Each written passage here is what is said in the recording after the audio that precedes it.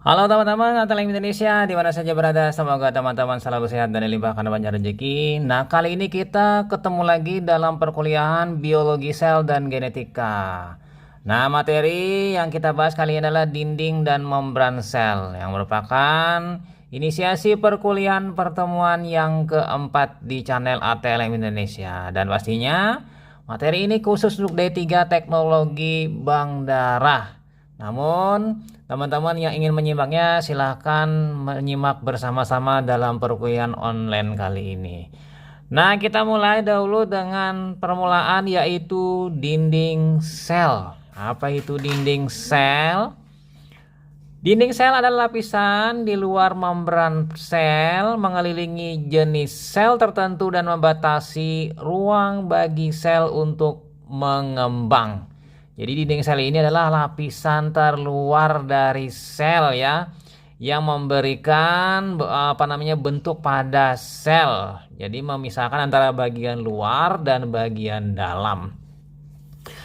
Nah, dinding sel ciri khas pada tumbuhan, jamur, dan alga. Ini merupakan ciri khasnya. Jadi dinding sel ini lebih mengarah ke arah bakteri ya contohnya. Nah, dinding sel tidak terdapat pada hewan dan protozoa. Jadi di sini pada manusia tidak ada dinding sel, pada protozoa tidak ada dinding sel. Jadi hanya ada pada tumbuhan, jamur, alga, dan bakteri. Jadi konsepnya adalah dinding sel ini pada bakteri ya, dan ya, beberapa jenisnya yang tadi ya. Dan dinding sel memiliki struktur fleksibel. Pertama, yang kedua kuat, tetapi ada juga yang kaku. Nah, yang kaku ini nanti pada tumbuhan. Kalau yang fleksibel ini lebih mengarah ke arah bakteri. Oke lah, lanjut lagi masih di dinding sel. Kita lihat strukturnya dinding selnya sebagai berikut. Kalau secara umumnya apa saja penyusunnya? Nah, dinding sel tumbuhan umum terdiri dari 4 lapisan. Pertama lamela tengah, yang kedua dinding primer, kemudian sekunder dan tersier yang sebagian besar terdiri dari selulosa dan kitin. Pastinya ya, yang paling utama adalah selulosa pada tumbuhan. Selulosa dan kitin itu adalah polisakarida. Jadi gula-gula dilakukan proses polimerisasi menjadi polisakarida. Terdiri dari banyak molekul gula yang saling terikat ya. Selulosa termasuk polimer dari glukosa. Hanya berisi karbon ya, C, kemudian hidrogen H, dan oksigen O ya. Jadi CHO. Sedangkan kitin adalah polimer N-asetil glukosamin. Jadi gula yang ada gugus nitrogen. Ya, jadi ada gugus nitrogen, ada asetil, ada glukosamin. Jadi glukosa ditambah dengan gugus amin NH2. Jadi ya cukup kompleks sehingga membentuk struktur nanti kitin apabila dipolimer. Nah, kita pindah ke struktur dinding sel. Nah, pada gambar terlihat di situ ya, cell wall, kemudian ada hipasepta, kemudian lagi ada gambar selanjutnya. Jadi setiap organisme memiliki struktur dinding sel berbeda-beda. Nah, tadi kan ada 4 jenis ya.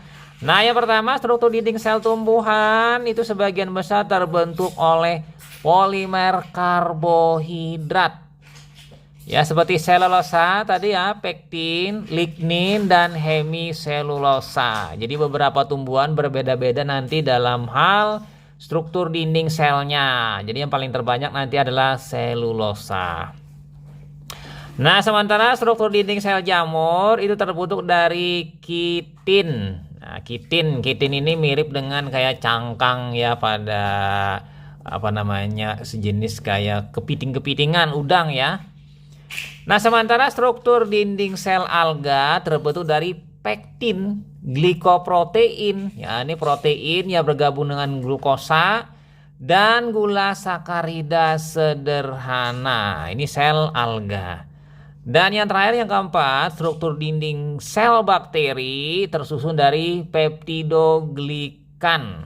Ini beda lagi ya, suatu glikoprotein. Jadi glikan ini adalah dari glukosa, peptida ini adalah polipeptida atau peptida yang merupakan protein. Jadi nanti beda-beda ya, nanti adanya dibedakan menjadi gram positif dan gram negatif. Nah, masih di struktur dinding sel.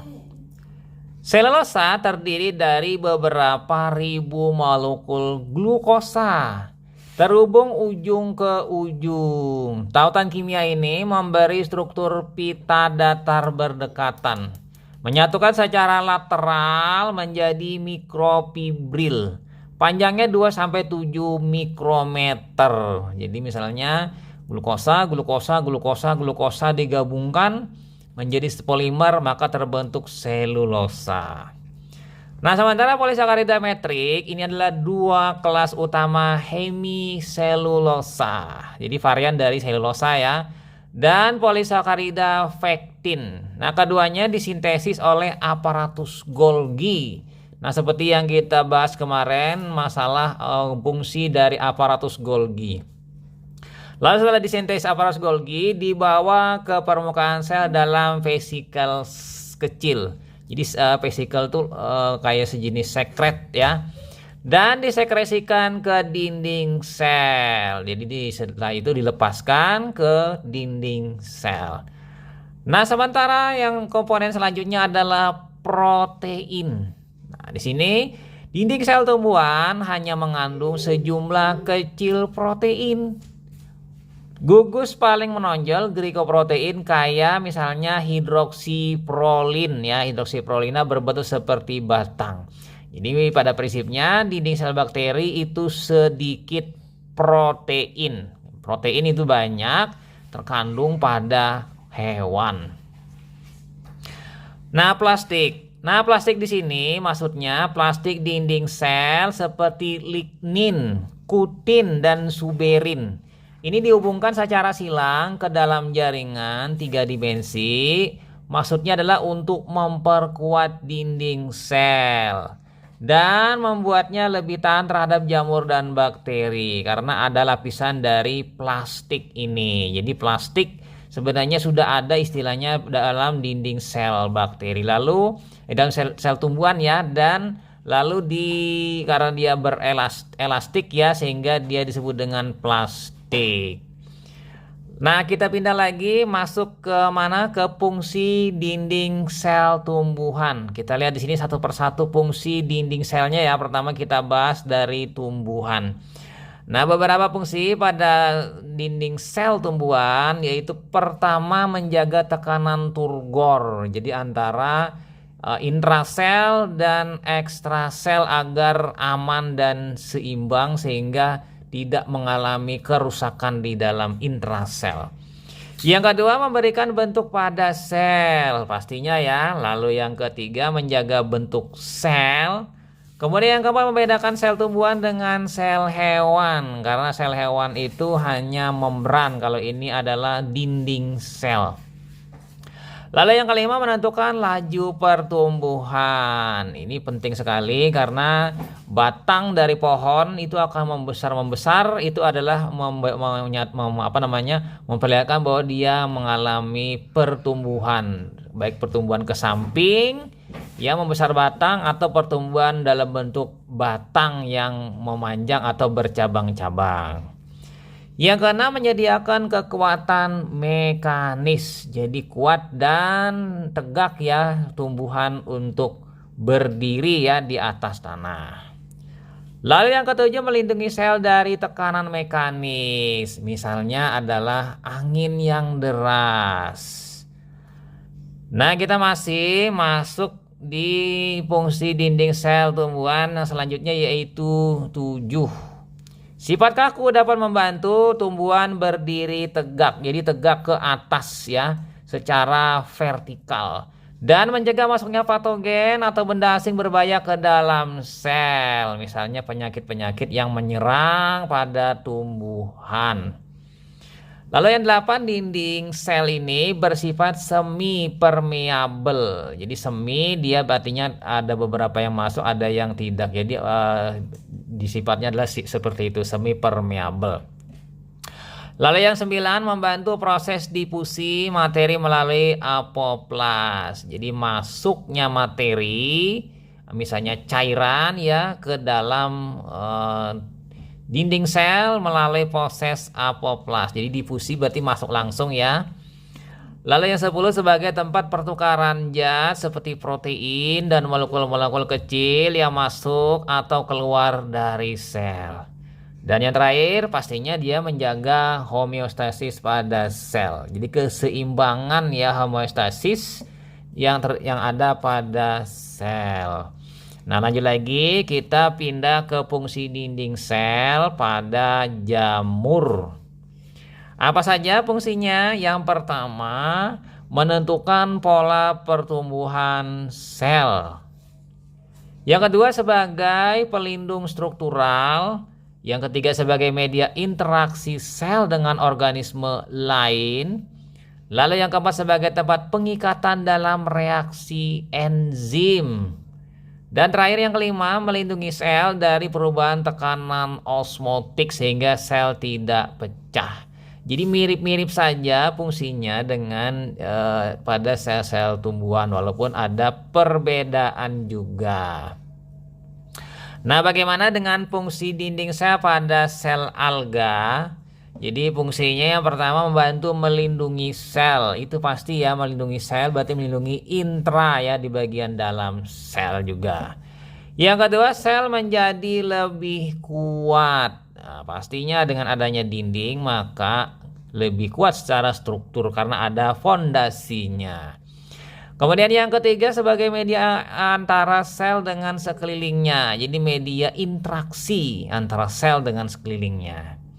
Lalu yang keempat, membantu dalam komunikasi antara satu sel dengan sel lainnya. Jadi berinteraksi sesama sel alga. Mungkin saja terjadi proses namanya nanti persilangan ya. Lalu yang kelima, dinding sel bersifat permeabel. Ini permeabel ya, murni, tidak seperti yang sebelumnya semi permeabel pada tumbuhan. Kalau ini permeabel. Nah, lanjut lagi di sini kita masuk ke selanjutnya, yaitu membran sel. Ganti lagi ya, tadi dinding sel, sekarang membran sel. Jadi membran berupa struktur membatasi sel, terdiri atas lipid, mengandung gugus polar, dan gugus bersifat hidropop. Tidak suka air, kalau pop ya fobia, kalau fil suka ya filia. Dengan gugus polar, yaitu suka air. Jadi di sini yang hidrofilianya mengarah ke bagian luar dari bilayer. Jadi seperti itu ya. Nah, sedangkan gugus hidropopnya sebagai rantai asam lemak berada di bagian tengah. Nah, teman-teman bisa melihat pada gambar di bagian tengah. Lalu dari lapisan lipid bilayernya, jadi lapisan lipidnya ada dua ya, yang warna kuning pada gambar yang itu tengah, ini gambar yang sebelah kiri ya. Nah, kira-kira konsepnya seperti itu ya. Nah, lalu dalam membran sel ini kita melihat secara strukturnya apa saja isi-isi yang melapisi secara detail struktur membran sel. Yang pertama yang melapisi lapisannya adalah lipid. Nah, lipid membran tersusun fosfolipid dia ya, lemak bersenyawa fosfat. Jadi lipid bereaksi dengan fosfat membentuk fosfolipid. Nah, fosfolipid merupakan lipid jumlahnya paling melimpah dalam sebagian besar membran. Nah, kemampuan fosfolipid untuk membentuk membran disebabkan struktur molekulernya. Jadi sini penting sekali karena di sini ada dua sisi, lipid itu arahnya ke arah hidrofob, sementara fosfonya tidak. Jadi sifatnya dua area ya nanti. Nah, fosfolipid molekul amfipatik memiliki daerah hidrofili, ini fosfatnya, memiliki daerah hidrofob, ini adalah lipidnya. Nah, sebagian besar membran ini mengandung fosfat. Molekul fosfat ini bersifat hidrofilik. dapat mengikat air, sedangkan molekul lemak bersifat hidrofobik, tidak dapat mengikat air. Jadi memiliki dua kutub, dua sisi. Nah, masih di lipid ya teman-teman di sini. Komponen lemak lain selain fosfolipid adalah kolesterol. Pada hewan tertentu dapat mencapai 50% dari molekul lemak. Jadi terdapat pada membran plasma. Nah, gugus hidroksil dari kolesterol ya di sini bersifat hidrofilik ya. OH ya, gugus OH-nya menentukan orientasi molekul ini pada membran sel. Jadi gugus hidroksil atau OH- itu berada pada bagian permukaan membran. Jadi hidrofilik ini suka air ya. Membran sel tumbuhan dan semua sel bakteri tidak banyak mengandung kolesterol. Jadi ya kolesterol ini lebih banyak pada sel manusia, contohnya salah satunya, dan hewan. Nah, kemudian lanjut lagi kita masuk ke struktur membran sel. Yang pertama yaitu membahas komponen lipid ancor protein. Jadi dia ini berikatan dengan protein lipidnya. Terdapat di sebelah luar lipid bilayer. Jadi lipid itu ada dua lapisan ya. Nah, pada gambar teman-teman bisa melihat lapisannya seperti sarang tawon, ya kan? Kemudian protein selaput plasma berfungsi sebagai pengikat komponen sitoskeleton dengan senyawa ekstraseluler. Nah, itu ada proteinnya ya pada gambar yang berwarna biru. Nah, protein-protein permukaan luar memberikan ciri individual sel dan macam protein dapat berubah sesuai dengan diferensiasi sel. Jadi permukaannya sampai muncul di permukaannya dari membran sel yang tadi yang berwarna biru. Nah, protein membran sel berfungsi sebagai enzim, terutama terdapat pada selaput mitokondria, retikulum endoplasma, dan kloroplas. Nah, kita pindah masih di struktur membran sel. Jadi teman-teman bisa memperhatikan pada gambar berikut ini ada gambar mengenai struktur membran sel. Ada protein integral, protein peripheral, glikoprotein, dan glikolipid. Nah, yang kita bahas adalah glikonya. Ada gliko dengan lipid, ada gliko dengan protein. Karena ini adalah bagian dari karbohidrat. Karbohidrat pada membran itu adalah bentuk glikolipid dan glikoprotein. Karbohidrat ini berfungsi meningkatkan hidropilisitas lemak dan protein. Jadi mempertahankan stabilitas membran oleh adanya struktur glikokalik. Jadi dengan adanya glikokalik ini akan lebih memantapkan ya dalam rangka hidropilisitas dari lemak dan protein. Nah, kemudian glikokalik berinteraksi dengan glikokalik sel lain berfungsi melekatkan satu sel dengan sel yang lainnya. Jadi dia berikatan melalui perikatan pada reseptor di permukaan dari glikokalik. Nah, glikolipid pada membran sel juga di sini berperan dalam reaksi imunologi dengan membentuk antigen golongan darah. Ini adalah salah satu contohnya untuk interaksi permukaan pada eritrosit ya pada manusia. Nah, lanjut lagi kita masuk ke struktur membran sel, yang mana ini adalah komponen selanjutnya yaitu yang nomor 4, protein. Protein membran itu dalam bentuk namanya glikoprotein. Protein berikatan dengan gula. Nah, tergantung tipe sel dan organel, 12-50 macam protein ada dan berbeda ditemukan. Nah, protein ini tidak disusun secara acak, tetapi setiap lokasi dan orientasinya disusun pada posisi relatif tertentu. pada lapisan bilayer. Jadi dia disusun tertata ya dan berbeda tiap lokasinya. Nah, protein pada membran tidak simetris, jadi tidak sama, mungkin ada perbedaan-perbedaan. Jadi bagian luar membran dan bagian dalam membran tersusun berbeda. Jadi bagian luar ada luar sel, ada bagian dalam. Ini susunannya berbeda. Nah, masih di protein ya, pada gambar teman-teman bisa melihat di situ. Protein membran sel memiliki kemampuan bergerak sehingga dapat berpindah tempat. Nah, perpindahan berlangsung ke arah lateral. Jadi lateral ya, dengan jalan difusi. Nah, dengan lateral kan lebih mudah ya. Lalu lanjut lagi, tidak semua protein mampu berpindah tempat.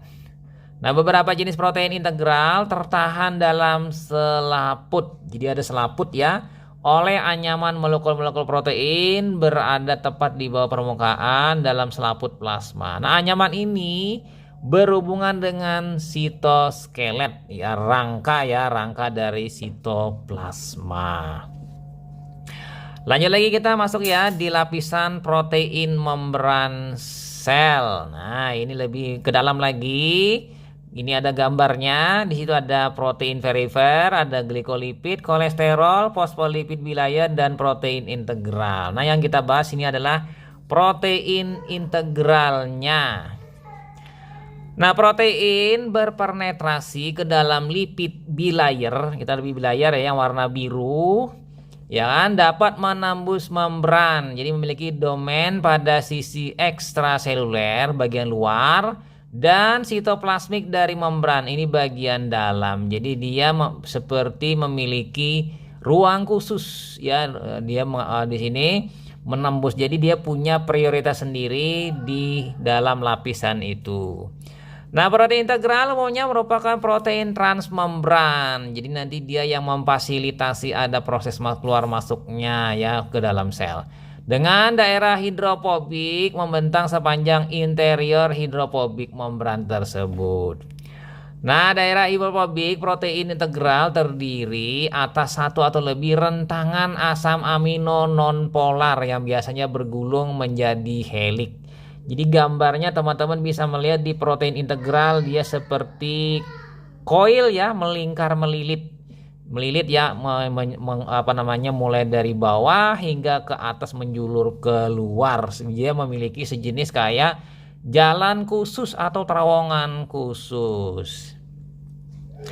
Nah, lanjut lagi kita masuk yang kedua adalah lapisan dari proteinnya adalah protein perifer. Apa maksudnya di sini ya? Protein sama sekali tidak tertanam dalam bilayer lipid. Tadi dia akan menembus, sementara ini tidak, yaitu protein periferal. Ya, ada pada gambar ya, periferal gambar nomor 1 tulisannya di situ. Nah, seluruhnya berlokasi di bagian luar dari lipid bilayer. Baik itu di permukaan sebelah ekstraseluler, jadi ekstra di luar, maupun sitoplasmik ya, berarti yang di dalam, dan berhubungan membran melalui ikatan non kovalen. Jadi ikatannya di situ adalah non kovalen. Nah, protein ini anggota terikat secara longgar pada permukaan membran. Jadi bagian protein integral dibiarkan terpapar. Jadi terpapar di area luar. Nah, lantas apa fungsi dari membran sel ya, misalnya pada membran sel manusia? Nah, yang pertama di sini dia membran sel berfungsi sebagai pembatas sel. Pembatas sel ini macam-macam. Pertama, merupakan lapisan berkesinambungan melindungi sel sebagai pembatas tadi ya. Yang kedua, melingkupi sel, inti sel dan organel sel. Jadi dia sebagai pembatas. Ya kan? Kemudian pembatas bersifat selektif permeabel, lalu mencegah pertukaran molekul dari satu sisi ke bagian lainnya. Kemudian memungkinkan substansi tertentu masuk ke dalam sitoplasma dari lingkungan luar. Jadi masuk dari luar masuk ke dalam sel, dia sitoplasma. Lalu mencegah masuknya senyawa-senyawa tertentu masuk ke dalam sitoplasma. Jadi sebagai barir ya, supaya tidak masuk dengan mudah ke dalam sitoplasma sel. Nah, fungsi membran sel yang kedua, komunikasi antar sel. Lalu fungsi yang ketiga, mendukung aktivitas biokimia berlangsung di dalam sel. Fungsi yang keempat, perpindahan suatu senyawa terlarut. Ya mungkin bisa dalam mekanisme difusi mungkin nanti ya. Yang kelima, memberikan respon terhadap rangsangan luar. Yang keenam, berperan dalam memberikan respon terhadap rangsangan luar, transduksi sinyal reseptor plus ligan. Nah, ikatannya nanti ya ligan. Lalu yang ketujuh, membran tempat reseptor molekul protein itu sebagai penerima sinyal akan diterima oleh sel. Jadi dia dari membran dulu mendapatkan sinyal untuk nanti ditanggapi dalam sitoplasma hingga tingkat sel. Nah, yang 8 sebagai tempat interaksi interseluler. Dan yang kesembilan, membran plasma merupakan media untuk berlangsungnya interaksi antara sel dalam organisme multiseluler dan proses transduksi energi. Jadi ini ada 9 fungsi membran sel, misalnya pada sel manusia atau sel binatang atau hewan ya. Nah, dari sini kita bisa menguraikan, menyimpulkan fungsi membran sel dalam bentuk tabel seperti ini ya. Di situ ada dinding sel, ada membran sel. Dinding sel misalnya pada sel tumbuhan, membran sel pada sel manusia. Berdasarkan 5 hal ya. Yang pertama distribusi, kedua keberadaan dalam alam, komposisi, keuletan dan komunikasi. Jadi ini ada ya di sini distribusi, misalnya apa di situ. Jadi distribusi pada dinding sel ya. Bagian dari sel universal. Kemudian kalau membran itu terbatas pada beberapa organisme. Keberadaan dalam alam itu penutup selubung terluar, ya kan? Sementara membran itu bagian terluar tumbuhan yang menutupi membran tumbuhan. Nah, di sini ya. Kemudian komposisi mengandung lipid, protein, karbohidrat, ini mengandung peptidoglikan. Nah, di sini ya. Kemudian keuletan, fleksibel, bersifat kaku. Wah, ini kayaknya terbalik ya. Ini terbalik, dinding sel yang sebelah kanan, sebelah kiri membran sel ya. Komunikasi di sini dia memiliki reseptor dan molekulnya, sementara di sebelahnya itu tidak memiliki reseptor. Jadi ini keliru ya, saya memasukkan yang mana dinding sel, yang mana membran sel. Jadi membran sel ini tertukar keterangannya. Oke, lanjut lagi, masih kita ke selanjutnya yang nomor 6 dari sini fungsi dari membran sel, nomor 6 struktur, perubahan struktur, ke-7 sifat, ke-8 kebutuhan nutrisi, 9 bentuk, 10 fungsi, yang 11 penelitian. Nah, pastinya di sini ya ada di sini perubahan struktur dalam ketebalannya, sepanjang hidup di sana mengalami perubahan ketebalan. Kemudian sebelahnya itu selektif permeabel, itu permeabel seutuhnya. Kemudian lagi butuh nutrisi, kemudian tidak membutuhkan nutrisi sel. Lalu bentuknya bentuk bulat namun fleksibel, pada sebelahnya ya berbentuk tetap. Jadi tetap ya. Fungsinya sebagai penutup semi permeabel, sementara di sebelahnya sebagai pelindung mengelilingi membran sel. Nah, dalam penelitian, kalau penelitian ini sering menggunakan mikroskop elektron, sementara yang sebelahnya hanya dengan mikroskop cahaya. Oke, lanjut lagi, kita pindah ke jenis transport membran sel. Jadi di sini membran sel melakukan proses transport sesuatu keluar masuk sel. Apa saja? Yang pertama di sini ada pasif transport, difusi, ada difusi difasilitasi. Ada yang transport aktif, ya kan sini ada aktif transport primary, ada yang sekunder. Nah, ada yang menggunakan antivot, ada yang menggunakan simport. Oke ya, kita jelaskan satu persatu jenis transport membran sel. Nah, di sini sesuai dengan gambar kita lihat di situ ya. Ada yang menggunakan simporter protein, ada yang antiporter protein. Ya, ada di sini apa yang masuk, apa yang keluar. Ya, ada yang kalsium pertukarannya ya. Kalau di sini adalah asam amino. Oke ya, kita pindah Dimulai dahulu dengan jenis transport membran sel yaitu difusi pasif atau difusi saja. Nah, difusi pasif ini terjadi secara spontan. Didorong oleh aktivitas acak dari molekul dalam larutan. Jadi molekulnya ini bergerak dari area konsentrasi yang tinggi bersama-sama bergerak ke daerah konsentrasi yang rendah. Ibaratkan ini seperti pengenceran nanti ya. Molekul kecil dapat mencapai membran dengan menyebar melalui membran sel. Nah, tingkat difusi ini dapat dipengaruhi oleh komposisi membran sel. Apakah dia komposisinya mudah ditembus atau tidak. Yang kedua, ukuran dan muatan molekul. Nah, jenis paling terkenal difusi pasif itu adalah osmosis. Proses yang melibatkan pergerakan molekul air dari daerah konsentrasi tinggi ke konsentrasi rendah. Jadi fungsinya di sini ya. Nah, yang kedua adalah difusi, difasilitasi atau terfasilitasi. Maksudnya di sini difusi, difasilitasi atau terfasilitasi melibatkan penggunaan protein transport. Jadi proteinnya membantu ya, protein transport membran dalam membran sel yang disebut dengan protein channel. Nah, protein di sini bertindak sebagai pori-pori di membran sel. Jadi di sini dia memungkinkan partikel larut air untuk melewatinya. Tapi di sini pembatasan lewatnya lipofilik atau molekul-molekul suka lemak. Nah, difusi molekul bergerak dari daerah konsentrasi tinggi ke daerah konsentrasi rendah. Jadi namanya difusi seperti itu ya, tinggi ke rendah. Nah, kira-kira mungkin bisa teman-teman melihat seperti ini. Lanjut lagi, kita pindah ke jenis transport yaitu transportnya transport aktif primer. Jadi primer ini bagaimana?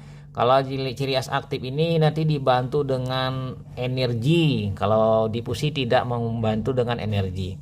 Nah, transport aktif primer menggunakan energi. Energinya nanti dalam bentuk energi berenergi tinggi.